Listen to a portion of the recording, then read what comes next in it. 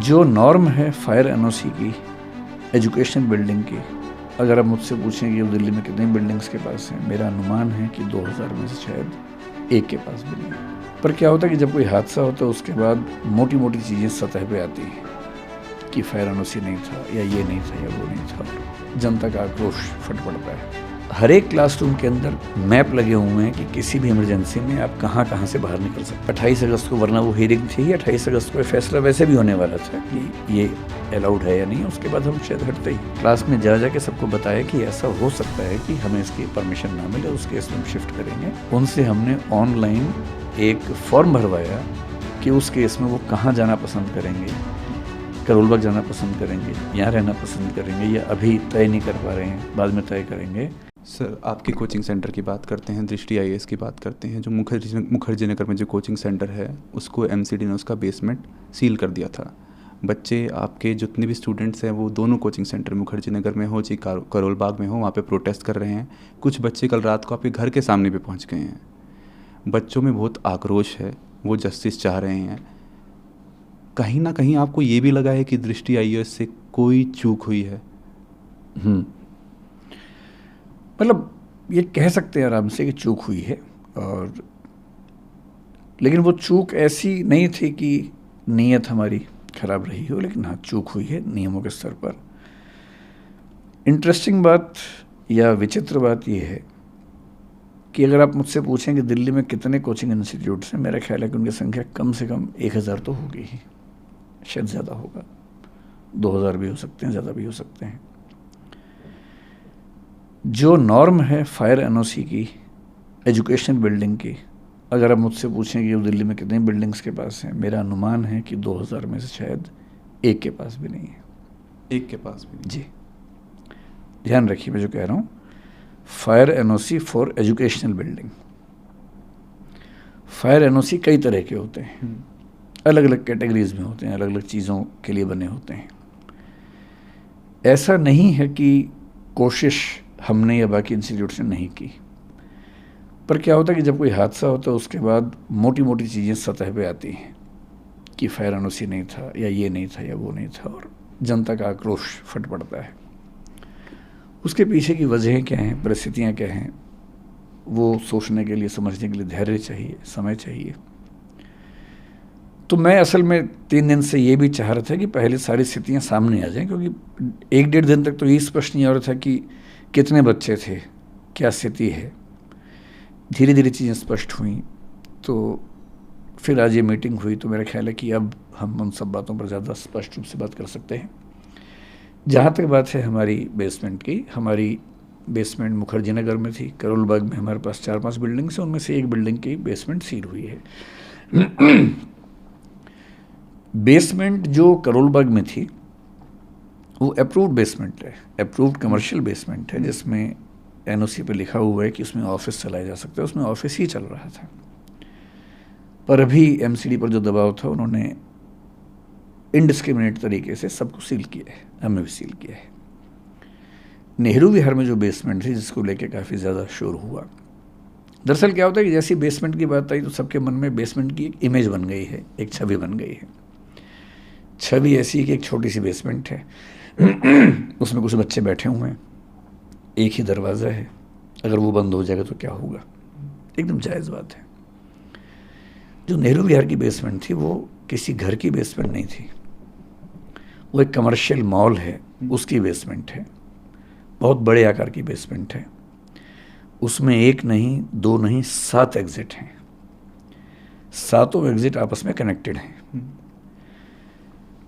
उसमें क्लासरूम्स थे, हर एक क्लासरूम के अंदर मैप लगे हुए हैं कि किसी भी इमरजेंसी में आप कहाँ कहाँ से बाहर निकल सकते हैं।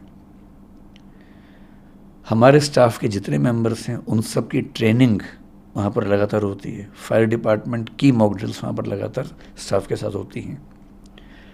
मैं अपने होशो हवास में ये बात कह रहा हूँ कि हमें 3 दिन पहले जो इंसिडेंट हुआ उसके पहले ये एहसास था कि वो बेसमेंट शायद दिल्ली के सबसे सेफ इंफ्रास्ट्रक्चर्स में से एक है, क्योंकि जहाँ तक फायर की बात है, और वो बिल्डिंग बनी है नेशनल बिल्डिंग कोड के जो लेटेस्ट प्रतिमान है उनके हिसाब से, क्योंकि वो बिल्डिंग हाल ही की बनी हुई 10-12 साल पहले की बिल्डिंग है। जब वो बिल्डिंग बनी, क्योंकि हम उसके मालिक नहीं हैं, हम उसके टेनेंट हैं। जो उसके मालिक हैं, जब हमने उनसे पूछा, क्योंकि पिछले 1-2 साल से ये प्रोसेस ज़्यादा हुआ शुरू, हमने उनसे पूछा कि क्या आपके पास अथॉरिटी है। उन्होंने कन्वेंस डेट की कुछ चीज़ें अंडरलाइन करके दी, जो उन्होंने हाई कोर्ट में भी दिखाई। हाई कोर्ट में इस पर 1-1.5 साल से केस भी चल रहा है। डीडी और एमसीडी के बीच में कुछ कन्फ्यूजन्स हैं, कई चिट्ठियाँ एमसीडी ने लिखी हैं, कई डीडी ने जवाब दिए हैं। अब कोर्ट में कल फिर उसकी अर्ली हियरिंग होने वाली है, उसमें वो बात भी आने वाली है 28 अगस्त को, वरना वो हियरिंग थी 28 अगस्त को, फैसला वैसे भी होने वाला था कि ये अलाउड है या नहीं, उसके बाद हम शायद हटते ही। और पिछले 1 साल में हमने अपने स्टूडेंट्स को न केवल क्लास में मैंने बताया कई बच्चों को, अब जो एकदम लेटेस्ट वाले बच्चे हैं उनको छोड़ दें, क्लास में जा के सबको बताया कि ऐसा हो सकता है कि हमें इसकी परमिशन ना मिले, उस केस में हम शिफ्ट करेंगे। यहाँ तक कि उनसे, आज से करीब 1 साल पहले की बात होगी, उनसे हमने ऑनलाइन एक फॉर्म भरवाया कि उस केस में वो कहाँ जाना पसंद करेंगे, करोलबाग जाना पसंद करेंगे, यहाँ रहना पसंद करेंगे, या अभी तय नहीं कर पा रहे हैं, बाद में तय करेंगे। वो डेटा हमारे पास पूरा है कि उन बच्चों ने 1 साल पहले क्या क्या वोट भरा। और सहमति ये थी कि अभी सरकार में वो हाई कोर्ट में केस चल रहा है, जैसे उस पर कोई निश्चित निष्कर्ष आएगा उसके बाद हम उस तरह से काम करेंगे। हमें ऐसा लगता था कि जो चिंता ज़्यादा फायर की है, और ऐसा पिछले साल हुआ भी था। दिल्ली में एक घटना हुई थी, कुछ साल पहले सूरत में हुई थी, अभी गुजरात में 1-2 घटनाएं और घटी हैं कि गेमिंग जोन में अचानक आग लगी। दिल्ली में जिस तरह की गर्मी इस साल थी, उस समय हम भगवान से प्रार्थना करते थे कि किसी इंस्टीट्यूट में कोई हादसा ना हो जाए, क्योंकि इतनी गर्मी थी, रात दिन एसी चल रहे थे, उतना लोड उठाना बड़ा मुश्किल होता है। मुखर्जी नगर की बात नहीं है, पूरी दिल्ली में जहाँ जहाँ कोचिंग इंस्टीट्यूट्स हैं, आप कहीं जाके सर्वे करके देखिए, अधिकांश इंस्टीट्यूट्स में केवल एक एंट्री एक एग्जिट है, एक ही रास्ता है। सबसे बड़ी चिंता, उसी रास्ते पर मीटर लगे हुए हैं बिजली के।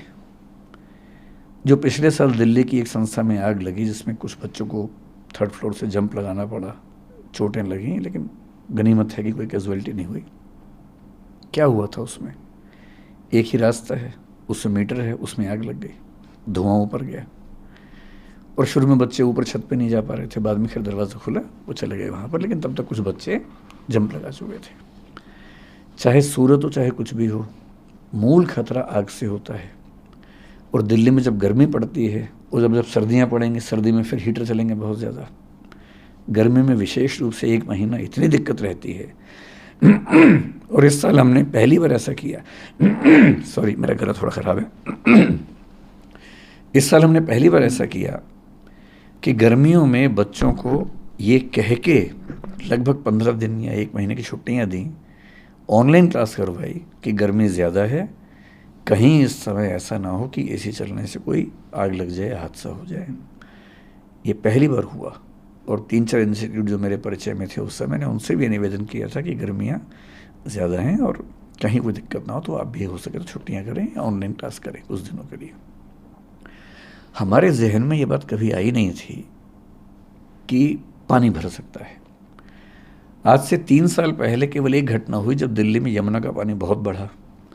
इस मॉल के पास में एक नाला है, करीब 50 एरियल डिस्टेंस 50 मीटर के आसपास या 30 मीटर के आसपास होगा वहाँ से, उसमें पानी का लेवल भरने लगा। जैसे उसमें पानी का लेवल भरने लगा, हमने अपने इंस्टीट्यूट में 7 दिन की छुट्टी कर दी कि जब तक ये नीचे नहीं जाएगा हम क्लास नहीं लेंगे। 7 दिन छुट्टी हुई, ऑनलाइन क्लास चली, बच्चे वहाँ चले गए। 3 दिन पहले जो घटना घटी, उसके बाद पहली बार हमें ये रियलाइजेशन हुआ कि कहीं ऐसा भी तो हो सकता है। ये हमारे जहन में कभी नहीं आया था। और मैं एमसीडी का तहे दिल से शुक्रिया करता हूँ कि उन्होंने सीलिंग कर दी है। और मैं चाहूँगा कि पूरी दिल्ली में जहाँ भी कोई ऐसी बिल्डिंग हो जहाँ अनसेफ तरीके से क्लासेस चलती हों, हमारी हो किसी की भी हो, स्ट्रिक्ट एक्शन हो, लेकिन एक पॉलिसी सरकार की तरफ से बन जाए, जो पॉलिसी मतलब क्लियर कट हो, ट्रांसपेरेंट हो।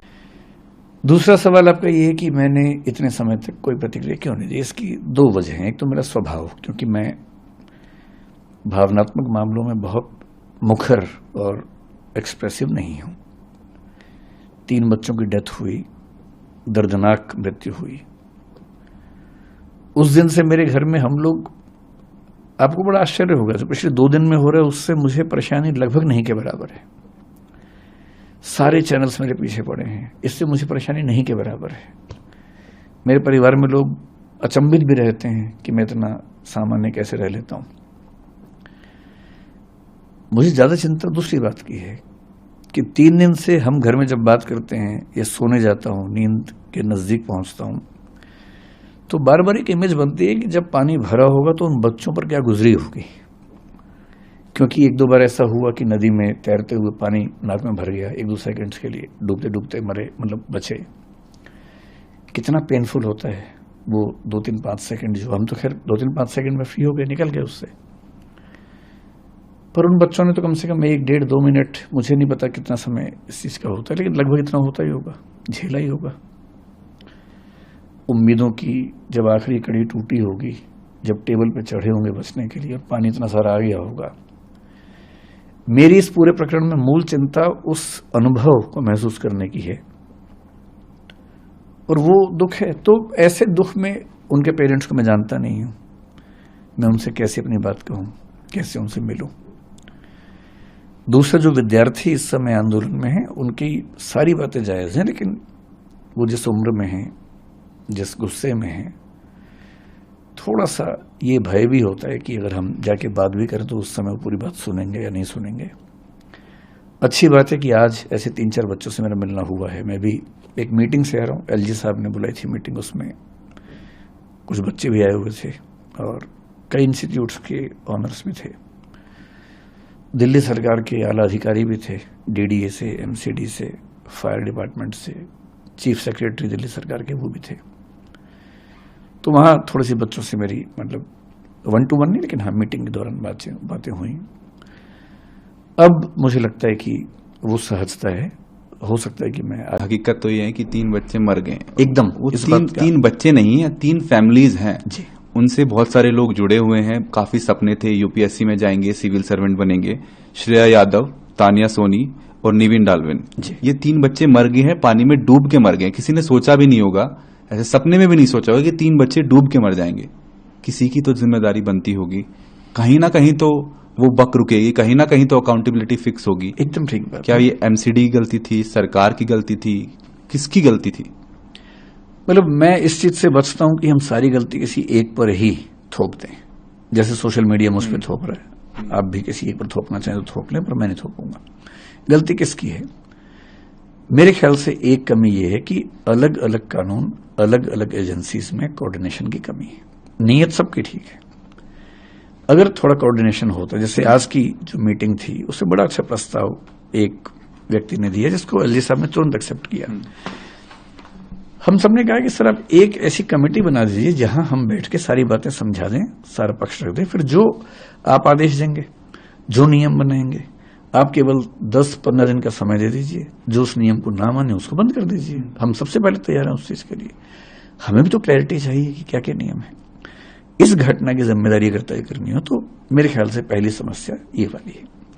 भ्रष्टाचार तो निश्चित रूप से है ही, कहने की बात ही नहीं है। अगर आप उस दिन के वीडियो को देखेंगे तो मैं बहुत परेशान रहा उस वीडियो को देख के कि सड़क पर बहुत पानी भरा हुआ है। बेसमेंट का जो लेवल है वो सड़क के लेवल से बहुत ही नजदीक है, ऊंची बेसमेंट नहीं है, लगभग उसी लेवल की बेसमेंट है। बहुत खतरा नजर आ रहा है कि अगर पानी उछला तो अंदर चला जाएगा। इतने में एक जीप वहां से गुजरी और मुझे आज पता लगा कि वहां एक बड़ा सा पैनल रख के रोका हुआ था पानी को अंदर जाने से, और अंदर बच्चे लाइब्रेरी में बैठे हुए थे। जैसी वो जीप तेजी से गुजरी, पानी जोर से उछला और उस पानी से वो टूट गया जो टेम्परेरी रास्ता बना हुआ था, तो पानी अंदर जाने लगा। तब भी हमें दुविधा थी कि अचानक इतना पानी कैसे गया होगा, क्योंकि अगर 30-40 बच्चे थे और पानी आते हुए देखेंगे तो शायद निकलने का रास्ता रहता। एक तो दरवाजा बंद हुआ जो बायोमेट्रिक होने की वजह से हुआ, ये बहुत बड़ी समस्या हुई। दूसरा जो आज उन बच्चों ने बताया उस मीटिंग में वो ये था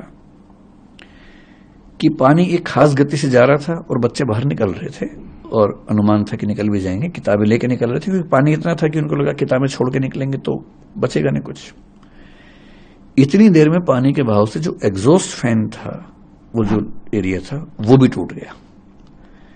और जैसे ही वो टूटा पानी का पूरा बांध एक साथ अंदर गया। और उन बच्चों की बात जो मैं समझ पाया कि कमर तक के पानी से सिर के ऊपर तक पानी जाने में केवल शायद 50 सेकंड या 1 मिनट लगा। ये इतना कम टाइम था कि इतने टाइम में शायद हम में से कोई भी ना सोच पाता ना निकल पाता। फिर एलजी साहब ने आज बड़ी अच्छी बात उसमें ये भी कही कि वहां जो सीवर लाइन्स थी वो इलीगल कंस्ट्रक्शन से, एंक्रोचमेंट से कवर हो गई थी। ये भी एक समस्या है। एनक्रोचमेंट भी ऐसे तो नहीं होते हैं, उसमें भी कहीं ना कहीं तो कोई ना कोई शामिल होगा ही होगा। मेरा अपना मानना था कि बेसमेंट थोड़ी ऊंची होती बेहतर होता, लेकिन आज मुझे पता लगा कि जो नए नियम हैं जिसमें स्टिल्ट पार्किंग बनाना जरूरी है, उसमें शायद 8 सेंटीमीटर का कोई नियम है। अब नियम है या ये मतलब जनरली ऐसा होता मुझे नहीं पता, लेकिन शायद इस वजह से बेसमेंट बहुत ऊंची नहीं बनती है दिल्ली में, एक वजह ये भी है। इन सब के साथ मैं ये खुल के मानता हूं कि इसमें कोचिंग इंस्टीट्यूट्स की एक बड़ी जिम्मेदारी बनती है, हमारी भी बनती है। संयोग की बात है कि हादसा कहीं और हुआ, लेकिन हमें नोशनल सेंस में समझना चाहिए कि हादसा कहीं भी हो सकता था। इसको रेक्टिफाई करना सभी इंस्टीट्यूट की जिम्मेदारी है। मैं अपने हिस्से की जिम्मेदारी बहुत खुल के निभाने को तैयार भी हूं, तत्पर भी हूं, और मैं आपके सामने स्पष्ट कर रहा हूं कि किसी भी सूरत में जो चीजें अलाउड नहीं है दिल्ली में वो हम नहीं करेंगे। और चाहे हमें दिल्ली छोड़नी पड़े, चाहे कहीं और जाना पड़े, जो भी अप्रूव्ड बिल्डिंग्स होंगी हम वही काम करेंगे। यूपी की हर खबर देखने और उनसे अपडेट रहने के लिए हमारे चैनल श्रेष्ठ यूपी को सब्सक्राइब और लाइक करें। साथ ही बेल आइकन को दबाना ना भूलें, जिससे हमारे हर वीडियो की जानकारी आप तक पहुंचती रहे।